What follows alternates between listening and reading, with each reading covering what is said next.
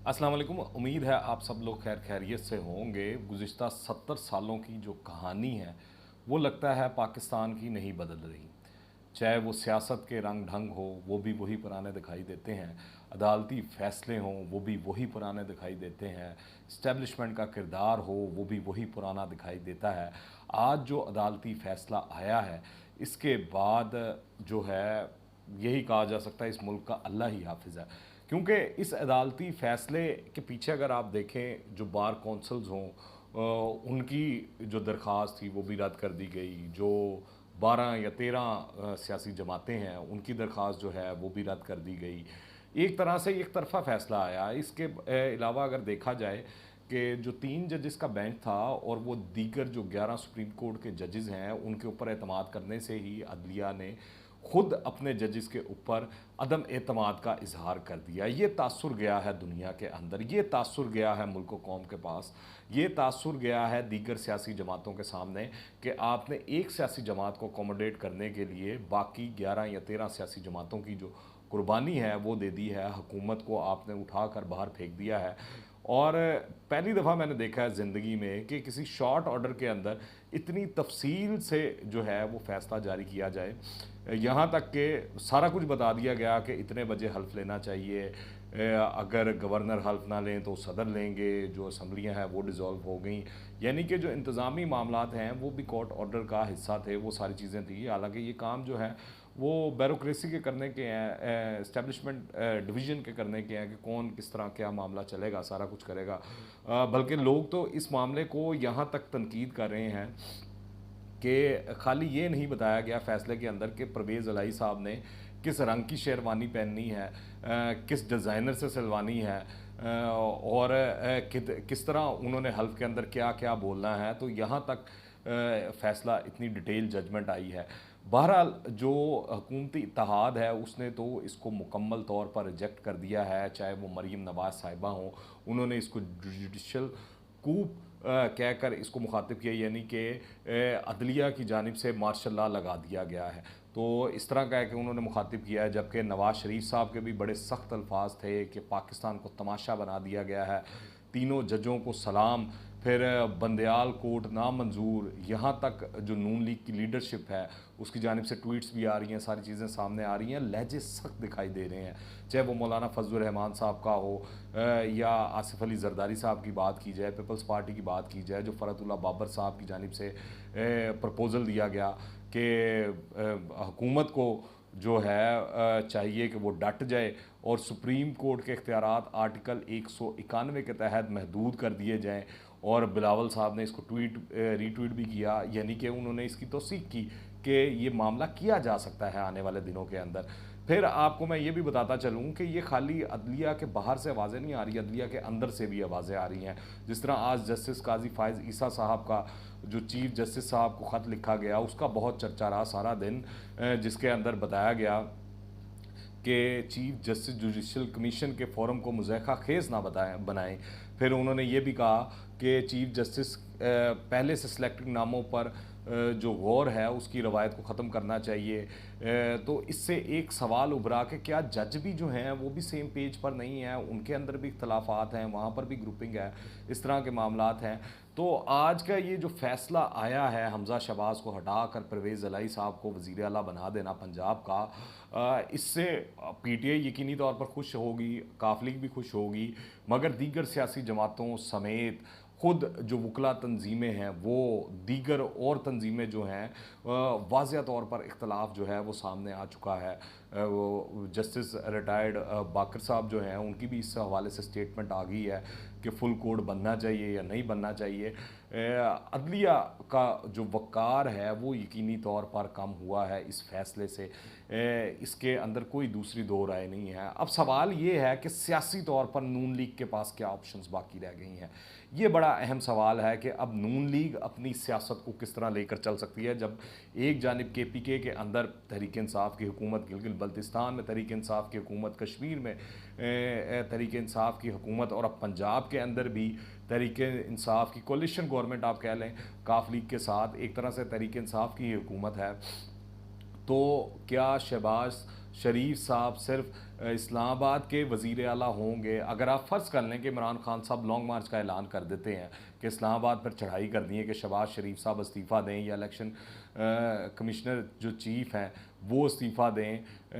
اور جلد سے جلد الیکشن کروائے جائیں، یہ بیانیہ لے کر وہ اسلام آباد کی طرف رخ کر دیتے ہیں، تو کے پی کے میں سے بھی کوئی ان کو نہیں روکے گا، جی بی میں سے بھی کوئی نہیں روکے گا، آزاد کشمیر سے بھی ان کو کوئی نہیں روکے گا، اور پنجاب میں بھی ان کو کوئی روکنے والا نہیں ہوگا، تو حکومت وفاقی چلے گی کیسے؟ یہ بڑا اہم سوال جو ہے وہ لوگوں کے ذہنوں میں آنا شروع ہو چکا ہے کہ اب نون لیگ سے جو کام کروانے تھے، جس طرح پیٹرول کی پرائسز بڑھوانی تھی، آئی ایم ایف کے ساتھ ڈیل کے حوالے سے جو ٹیکسیشن لگانی تھی یا جو سبسڈیز ختم کرنی تھی اشیاء کے اوپر، وہ کام سارے تو کروا دیے گئے، جس کا نون لیگ کو خاص طور پر اتحادی جماعتوں کو خمیازہ بھگتنا پڑے گا آنے والے جنرل الیکشن کے اندر ان سخت فیصلوں کا، جب وہ عوام کے سامنے جائیں گے۔ تو سیاسی طور پر تو نقصان ہوا ہے، اس سیاسی طور پر جو نقصان ہوا ہے عمران خان صاحب نے گین بھی کیا، اور وہ ہم نے جو ضمنی الیکشن ہے اس کے اندر رزلٹ کے اندر ہمیں دکھائی بھی دیا۔ تو اب ان کے پاس کیا راستہ بچا ہے، ان کے پاس کیا آپشنز بچی ہیں؟ تو بڑی واضح آپشنز ہیں کہ نون لیگ کو چاہیے کہ اب حکومت کرنے کا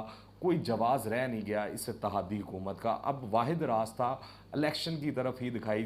دے رہا ہے، ورنہ وہی والی لڑائی ہے جس طرح 3 مہینے پہلے تحریک انصاف جو ہے وہ اس کولیشن گورنمنٹ کے ساتھ اتحادی جماعتوں کے ساتھ کرتی رہی ہے پنجاب کے اندر۔ نون لیگ کو بھی وہی وتیرہ اپنانا پڑے گا، وہ بھی پنجاب کے اندر وہی کام کرے، اسٹیبلشمنٹ ڈویژن کے ذریعے جو ہے مطلب کی تعیناتی یا خواہشات کی تعیناتی پنجاب کے اندر نہ ہونے دی جائے،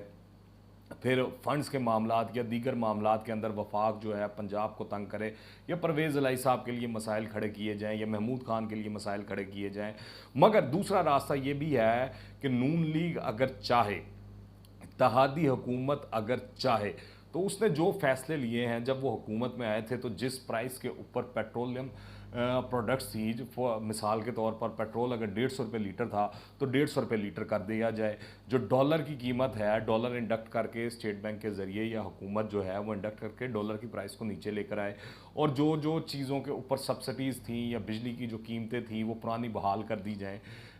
اس کے بعد جو ہے نون لیگ حکومت ختم کرے، اسمبلیاں توڑے، اور الیکشن کا اعلان کر دیا جائے اور عوام کے اندر جایا جائے، پھر اس کے بعد دیکھ لیا جائے گا جو دو ہاتھ کرنے ہیں۔ تو یہی واحد راستہ جو ہے نون لیگ کے پاس بچتا ہوا دکھائی دے رہا ہے۔ پھر دوسرا ایک اور بڑی اہم چیز ہے کہ عمران خان صاحب کو آپ دیکھیں کہ اجازت ہے وہ ٹی وی پر آئیں، جو ان سی مرضی بات کریں، نیوٹرل کو جانور کہیں یا عدلیہ پر چڑھ دوڑیں، یا چیف الیکشن کمشنر کے بارے میں وہ اعلان کہیں کہ وہ استعفیٰ دیں تو پھر ہی جنرل الیکشن میں جاؤں گا ورنہ نہیں جاؤں گا۔ تو ان کو تو ہر طرح کی آزادی ہے، ان کی تقاریر کو پی ٹی وی بھی نہیں روکتا، سینسر کرتا، ٹی وی چینلز بھی نہیں کرتے، مگر دوسری جانب مریم نواز صاحبہ اگر پریس کانفرنس کرنے آتی ہیں تو ان کی باتوں کو، چیزوں کو سینسر کیا جاتا ہے۔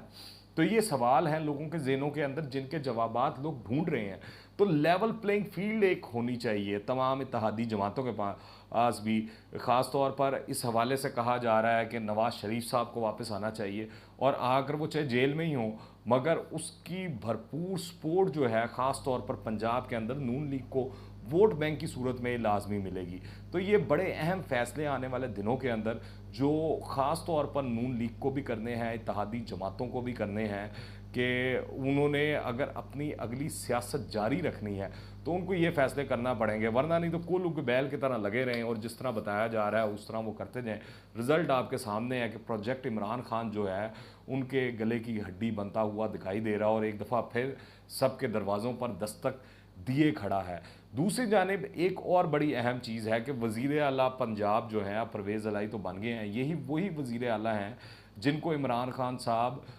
پنجاب کا سب سے بڑا ڈاکو کہا کرتے تھے، اب انہوں نے اپنے ہاتھوں سے مسلط کیا ہے، اور میرے خیال سے اگر دیکھا جائے تو اصل حقدار جو مبارکباد کے ہیں وہ مونس الہی صاحب ہیں،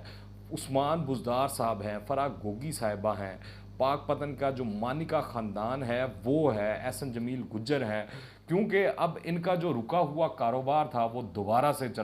چل پڑے گا، اور فرح صاحب کا اور جو وہ بشرا بی بی ہیں وہ تمام کہانیاں جو ہیں زبان زد عام جو ہیں وہ کہانیاں پھر دوبارہ پردے کے پیچھے چلنا شروع ہو جائیں گی، جس طرح دہاڑیاں لگائی گئیں، جس طرح توشے خانے کے اندر مال بنایا گیا، جس طرح ٹرانسفر پوسٹنگ کے اندر پنجاب کا برا حال کر دیا گیا۔ لگتا یہی ہے کہ آنے والے دنوں کے اندر ایک بار پھر अगर परवेज़ इलाही अपने कदम जमा लेते हैं तो पंजाब में बड़े पैमाने के अंदर ट्रांसफ़र और पोस्टिंग्स दोबारा से शुरू हो जाएंगी और इसमें खूब माल भी बनाया जाएगा और मौजें भी की जाएंगी।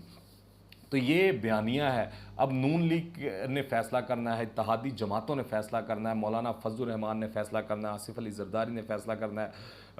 मरीम नवाज़ साहिबा ने फैसला करना है, शहबाज शरीफ साहब ने फैसला करना है और नवाज़ शरीफ साहब ने फैसला करना है कि क्या इसी लूली लंगड़ी हुकूमत को वो चलाते रहेंगे या वो सख्त फैसले करते हुए आवाम को रिलीफ देंगे और देकर जनरल इलेक्शन में आवाम के पास सामने जाएंगे अपना बयानिया लेकर। उसके बाद पता लगेगा कि ऊँट किस करवट बैठता है। अभी तो जो सियासत के हालात हैं वो वही रहने हैं जो गुज़िश्ता 70 सालों से चलते आ रहे हैं और जो मामलात हैं वो उसी तरह चलेंगे, क्योंकि ना हमारी अदालतें बदल रही हैं